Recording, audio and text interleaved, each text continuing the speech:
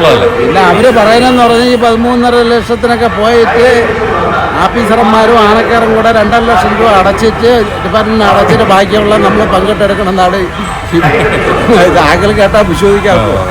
അതെ അതെ. ചേട്ടാ എത്ര പരിപാടികളോട് നമുക്ക് പോകാൻ പറ്റാതെ വന്നു ഇതുമൂലം? ഇതിപ്പോ ഏതാണ്ട്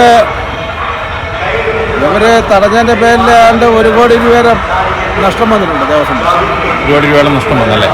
അപ്പൊ 5-8 പരിപാടി പോയി. 5-8 അല്ല, അതിൽ കൊണ്ട് പോയി. 15 പരിപാടി അല്ലേ?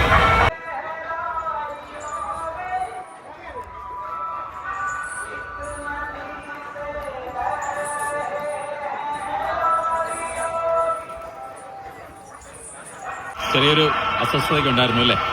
അതുപോലെ തണ്ണിമത്തം തിന്നയില്ല. തണ്ണിമത്തം തിന്നയാണ്. 2 ദിവസം കൊണ്ടാകുമ്പോൾ അസുഖം മാറും.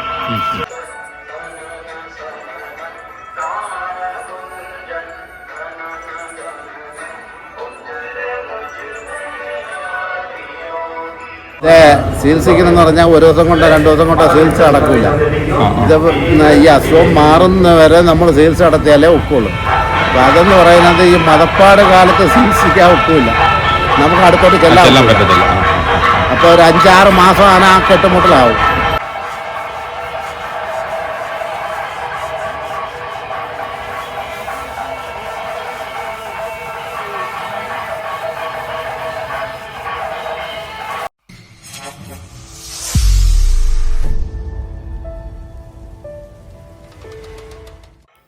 നമസ്കാരം. VM പ്രദീപ് മീഡിയ വീണ്ടും സ്വാഗതം. ഗജശ്രേഷ്ഠൻ, തിരുവിതാംകൂർ ദേവസ്വം ബോർഡിൻ്റെ അഭിമാനമായ കരിവീരൻ, കടവൂർ ദേശത്തിൻ്റെ പൊന്നോമനയായ തൃക്കടവൂർ ശിവരാജു തിരുനക്കര മഹാദേവ ക്ഷേത്രത്തിൽ മഹാദേവൻ്റെ സ്വർണ്ണത്തിടമ്പെടുത്തു. വൈറസ് സംബന്ധമായ അസുഖം മൂലം വിശ്രമത്തിലായിരുന്ന കൊമ്പൻ അതെല്ലാം മാറിയപ്പോഴാണ് വീണ്ടും ഉത്സവമേളങ്ങളുടെ ഭാഗമായത്. ദഹന സംബന്ധമായ പ്രശ്നങ്ങളുണ്ടായപ്പോൾ ശിവരാജുവിനെ കടവൂർ ക്ഷേത്രത്തിലെ പരിപാടികളിൽ വരെ ഒഴിവാക്കി നിർത്തിയിരുന്നു. പിന്നീട് മറ്റു പരിപാടികളിൽ പങ്കെടുപ്പിക്കാൻ ശ്രമിച്ചപ്പോൾ നാട്ടുകാർ തടഞ്ഞു. പൂർണ്ണമായി അസുഖം മാറി എന്ന് മെഡിക്കൽ ടീം പരിശോധിച്ച് ഉറപ്പിച്ച ശേഷം മതി പരിപാടികളിൽ പങ്കെടുപ്പിക്കുന്നത് എന്നതായിരുന്നു അവരുടെ നിലപാട്. മന്ത്രി വരെ വിഷയത്തിൽ ഇടപെട്ട് മെഡിക്കൽ ടീം പരിശോധിച്ച് നിർദ്ദേശിച്ച വിശ്രമം കഴിഞ്ഞാണ് ഇപ്പോൾ ബുക്ക് ചെയ്തിരിക്കുന്ന പരിപാടികളുടെ ഭാഗമായി ശിവരാജു മാറുന്നത്. മരുന്നടിച്ച തണ്ണിമത്തൻ കഴിച്ചതാണ് ശിവരാജുവിന് പ്രശ്നമുണ്ടാക്കിയതെന്നാണ് അവൻ്റെ എല്ലാമെല്ലാമായ ഗോപാലകൃഷ്ണൻ ചേട്ടൻ പറയുന്നത്. പഴവർഗ്ഗങ്ങൾ ഇപ്പോൾ ആനയ്ക്ക് കൊടുക്കുന്നത് പൂർണ്ണമായും ഒഴിവാക്കിയിട്ടുണ്ട്. കേരളത്തിൽ ഈ വർഷം ഏറ്റവും കൂടുതൽ ഏക്കത്തുക ലഭിച്ച ആനയായിരുന്നു കടവൂരാൻ, 13.5 ലക്ഷം രൂപ. ഏക്കത്തുക സംബന്ധിച്ച് തെറ്റായ ചില പ്രചരണങ്ങൾ ഉണ്ടായതായും ഗോപാലകൃഷ്ണൻ ചേട്ടൻ പറയുന്നു. ശിവരാജുവിൻ്റെ കാലിലെ നഖങ്ങളിൽ പൊട്ടലുണ്ട്. ഇതിനുള്ള ഫലപ്രദമായ ചികിത്സയാണ് ഇനി ഉണ്ടാകേണ്ടത്. പക്ഷേ ആ ചികിത്സ നടത്തുന്നതിനും ചില സാങ്കേതിക പ്രശ്നങ്ങൾ നിലനിൽക്കുന്നതായി ഗോപാലകൃഷ്ണൻ ചേട്ടൻ വ്യക്തമാക്കുന്നു.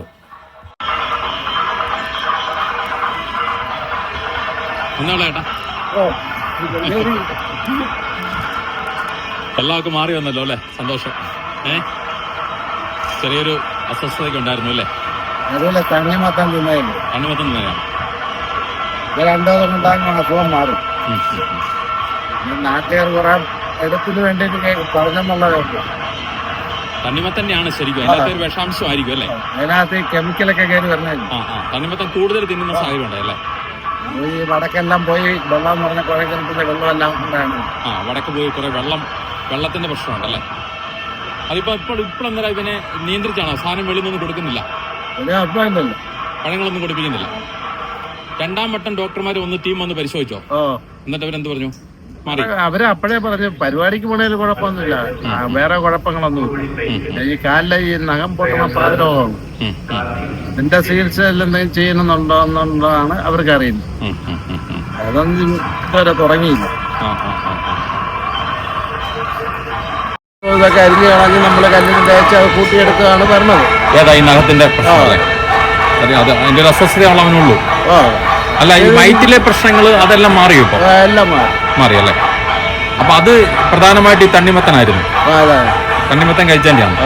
അപ്പൊ ഇപ്പൊ ആൾക്കാർ പഴം കൊണ്ട് വന്നാൽ നമ്മള് അതിപ്പോ പഴമെല്ലാം ഒഴിവാക്കി, എല്ലാം ഒഴിവാക്കും, ഒരു സാധനം കൊടുക്കുന്നു. അല്ലെ 2ാം വട്ടം മെഡിക്കൽ ടീം വന്ന് പരിശോധിച്ചോ? അവര് 2 വന്നു.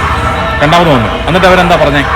ഈ ബ്ലഡൊക്കെ എടുത്ത് പരിശോധിച്ചിട്ട് വേറെ കുഴപ്പമൊന്നുമില്ല. വേറെ കുഴപ്പമൊന്നുമില്ല, ആരോഗ്യവാൻ തന്നെയാണ്, അങ്ങനെ വേറെ പ്രശ്നങ്ങളൊന്നുമില്ല.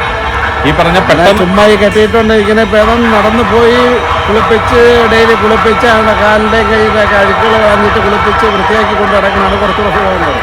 ഓ ശരി, വെറുതെ കെട്ടിയിട്ട് എൻ്റെ മൂത്രവും മലവും എല്ലാം അതിൻ്റെ പുറത്ത് തെറിക്കും. ഈ ഭേദം ഈ കഴി വൃത്തിയാക്കി കൊണ്ടുപോയി പരിപാടി നടത്തിയാൽ കുഴപ്പമില്ലെന്ന് പറയും. അതാണ് കൂടുതൽ നല്ലതെന്ന് പറഞ്ഞല്ലേ? അപ്പൊ ഇന്നലെ നമ്മളിവിടുത്തെ ഡോക്ടറും അങ്ങനെ തന്നെ പറഞ്ഞു, ദേവസ്വത്തിന്റെ ഡോക്ടർ അത് തന്നെ പറഞ്ഞു. അതുകൊണ്ട് വലിയ ദൂരേക്ക് പോകുന്നില്ല, ഒരു ചുറ്റുവട്ടം ദൂരൊക്കെ പോവാം, കുഴപ്പമില്ല. ഈ വർഷത്തെ ഏറ്റവും കൂടുതൽ ഏക്കത്തുക ഇവനല്ലായിരുന്നു, 13 ലക്ഷം മിച്ചം എന്നാണ്. അത് വേറെ വല്ലതും ഇപ്പം വന്നിട്ടുണ്ടോ? അത് കൂടുതൽ ഇല്ല.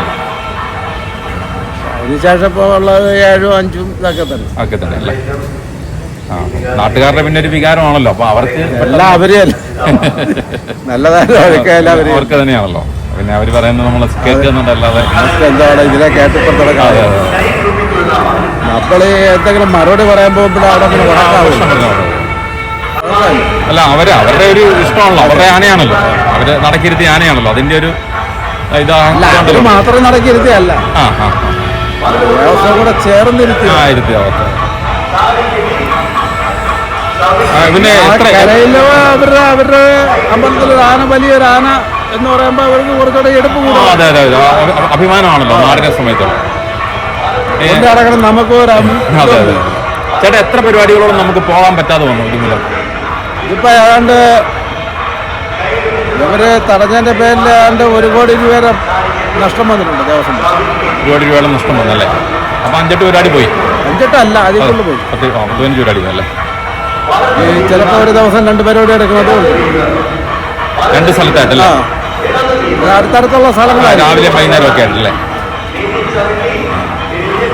ഈ ദേവസ്വം ബോർഡെന്ന് പറയുമ്പോൾ ഇങ്ങനെയൊക്കെയുള്ള പരിപാടിക്ക് ആനകൾ പോയി എന്തെങ്കിലുമൊക്കെ ലാഭങ്ങൾ കൊണ്ടുവന്നാലേ അമ്പലം നന്നാക്കാനും അതിൻ്റെ ജീവനക്കാർക്ക് ശമ്പളം കൊടുക്കാനും പറ്റുള്ളൂ, എല്ലാം നടക്കുള്ളൂ. അല്ല നമ്മൾ ഈ കരക്കയറും നാട്ടുകാരും പറയും പോലെ നമ്മൾ കെട്ടിയിട്ടുകൊണ്ടിരുന്ന അവിടെ ഇരിക്കാനേ ഒക്കുള്ളൂ. കാര്യം 10-22 ആന ദേവസ്വം ബോർഡ് ഉണ്ടെങ്കിൽ അതിൽ വിരലെണ്ണാനായിട്ട് 1-2 ആനകളെ പരിപാടി എടുക്കണുള്ളൂ. വരുമാനമുള്ള ആനകൾ കുറച്ചേ ഉള്ളൂ. പിന്നെ ഗുരുവായൂരെ കുറെ ആനകളും അല്ല, അത് നമുക്ക് പറയാം പറ്റില്ല, അത് അപ്പുറത്തെ ദിവസമാണ്, തിരുവനന്തപുരം ദിവസമാണ്. പ്രശ്നമാണ് ഇത്. നമ്മുടെ ആന എന്ന് പറയുമ്പോൾ ദേവസ്വം ബോർഡിനാണ്, അത് പ്രത്യേകം ഇതാണ്. പിന്നെ അതിൽ വരുന്ന വരുമാനം ദേവസ്വം ബോർഡിൻ്റെ അമ്പലങ്ങൾ നന്നാക്കാനും കല്യാണ മണ്ഡപങ്ങൾ നന്നാക്കാനും നമുക്ക് ശമ്പളം തരാനും ഇതെല്ലാം അനുഭവിക്കുന്നത് ഇതിൽ നിന്നാണ്. അതെ അതെ, ആർക്കും വിലയിൽ നിന്ന് 1 രൂപ എടുക്കാൻ പറ്റില്ല, എല്ലാം കണക്കുള്ളതല്ലേ. പിന്നെ അവര് പറയുന്നതെന്ന് പറഞ്ഞാൽ ഈ 13.5 ലക്ഷത്തിനൊക്കെ പോയിട്ട് ഓഫീസർമാരും ആനക്കാരും കൂടെ 2.5 ലക്ഷം രൂപ അടച്ചിട്ട് ഡിപ്പാർട്ട്മെന്റ് അടച്ചിട്ട് ബാക്കിയുള്ള നമ്മൾ പങ്കിട്ടെടുക്കണമെന്നാണ് ആകെ കേട്ടാൽ വിശ്വസിക്കാമോ? പറയുന്നല്ലോ, അല്ല, ഈ പറച്ചിൽ നമുക്കും പറയാം അവർക്കും പറയാം, പക്ഷെ ഇതിന്റെ യഥാർത്ഥ സത്യം എന്താണെന്നുള്ള കാര്യം നമുക്കെല്ലാം അറിയാം. ഇനിയിപ്പോ ഇത് കഴിഞ്ഞിട്ട് എവിടെയാ പരിപാടി ഉള്ളത്? ഇനിയിപ്പോ പരിപാടി കഴിഞ്ഞാൽ അടുത്ത് പറഞ്ഞത് കൊല്ലം ഒമയനെല്ലൂരല്ലേ? ഇവിടുന്ന് ഇന്ന് പോകും, നാളെ പോകും രാവിലെ? അല്ല, ഇത് തീർന്നപ്പോഴേ പോകും, ഇന്ന് തന്നെ പോകും. ഓ ശരി ശരി. തീർന്നാ പിന്നെ നമ്മളിവിടെ നിർത്തുന്നത് ശരിയല്ല. അതുമല്ല, തിരുനക്കര തെരമ്പെടുക്കുക എന്ന് പറയുന്നൊരു അഭിമാനമാണ്. പിന്നെ അല്ലേ? തിരുനക്കര തേവരുടെ സ്വർണ്ണ തെരമ്പെടുക്കുക എന്ന് പറയുന്നത് കിടവീരാനെടുക്കുന്ന ഒരു വിഷയമാണ്. എടുത്ത് ഇവിടെ കൊണ്ടാണ് പരിപാടി എടുക്കുന്നത്. അല്ല ചേട്ടാ, ഞാൻ ചോദിക്കുന്നത്, ഇതിനിപ്പം ഈ പാദരോഗത്തിനുള്ളൊരു ട്രീറ്റ്മെന്റ് ഉടനെ ആരംഭിക്കും എന്തായാലും? ഇതൊക്കെ നമുക്ക് പറയാന്നുള്ളതേ ഉള്ളൂ, എപ്പോഴാ സമയം? ഇത് ചികിത്സിക്കണമെന്ന് പറഞ്ഞാൽ 1 ദിവസം കൊണ്ടോ 2 ദിവസം കൊണ്ടോ ചികിത്സ നടക്കില്ല.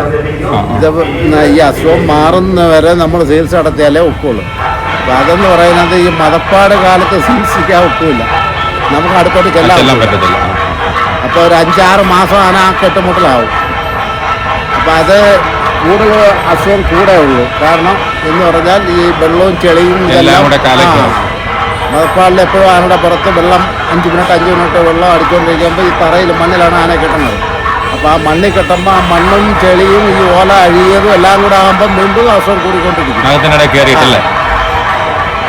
അതാണ് കാര്യം. അപ്പോൾ നമുക്ക് ഈ ചികിത്സ ചെയ്യാനും ഒക്കില്ല, മരുന്നൊന്നും ചെയ്യാൻ ഒക്കില്ല. ഇപ്പൊ ഇവന് വേറെ കഴിക്കാൻ വേറെ എന്തെങ്കിലും ആയുർവേദം വരുന്ന എന്തെങ്കിലും സാധനം ഉണ്ടോ? അങ്ങനെയൊന്നുമില്ല. ഒന്നുമില്ല. ഇവിടെ കെട്ടിയ സമയത്ത് ഒന്നും കൊടുത്തില്ല, വെറുതെ കെട്ടിയതേ ഉള്ളൂ, അത്രേ ഉള്ളൂ. വിശ്രമം മാത്രമേ ഉള്ളൂ, അത്രേ ഉള്ളൂ.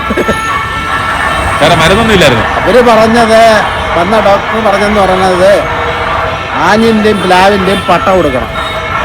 പട്ട എന്ന് പറഞ്ഞാൽ ആഞ്ഞിലിയും പ്ലാവിന്റെയും തൊലി അത് കൊടുക്കണമെന്നാണ് അവര് പറയുന്നത്. പക്ഷെ അത് ഈ പാതരോഗത്തിനുള്ള അല്ല ആ മരുന്ന് ആനയുടെ വയറ്റിന് നല്ലതാണ്. കഴിച്ചു കഴിഞ്ഞാൽ കറ ഉള്ളിൽ ചെല്ലും. ഇങ്ങനെയൊക്കെയുള്ള കാര്യങ്ങൾ അതിനകത്ത് നേട്ടങ്ങളുണ്ട്. അതിപ്പോ നമുക്ക് ആരുടെയെങ്കിലും പ്ലാവിന്റെ പട്ടയെന്ന് വെട്ടാൻ തടി ചീത്തയാവില്ല. പ്രായോഗികതയുണ്ട്. അല്ലെങ്കിൽ നമ്മൾ ഡിപ്പാർട്ട്മെന്റ് വച്ച് പിടിപ്പിച്ച് അതിൽ നിന്ന് വെട്ടാൻ തുടങ്ങണം. അത് നടക്കണ കാര്യങ്ങളൊന്നും അല്ല ഇതൊന്നും.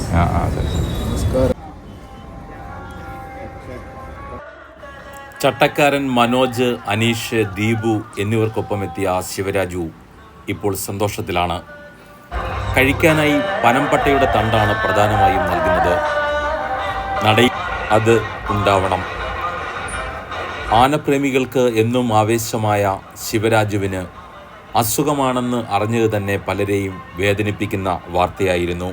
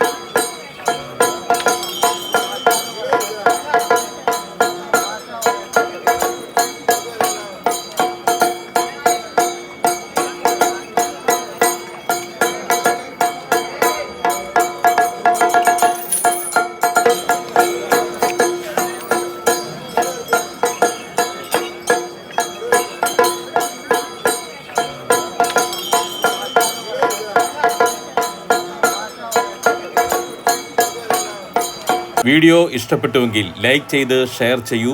മറ്റൊരു വീഡിയോയുമായി വീണ്ടും കാണാം. നമസ്കാരം.